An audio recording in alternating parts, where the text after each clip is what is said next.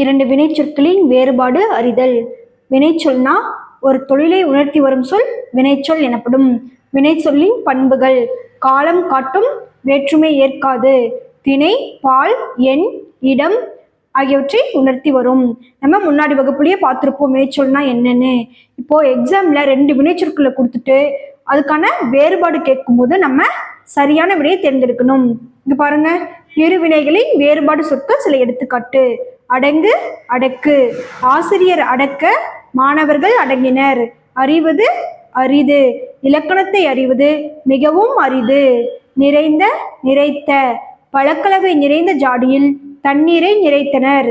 விழித்து, விழித்து. அம்மா விழித்ததும் கண் விழித்தான்.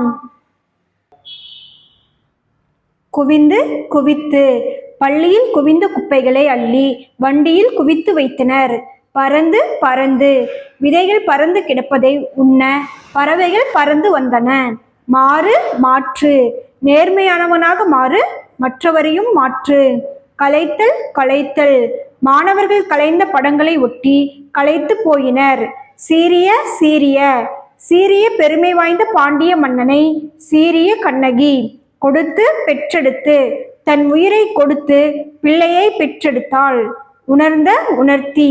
கல்வியின் சிறப்பை உணர்ந்த மாணவன் சக மாணவர்களுக்கும் உணர்த்தி சென்றான். பொருந்து, பொறுத்து.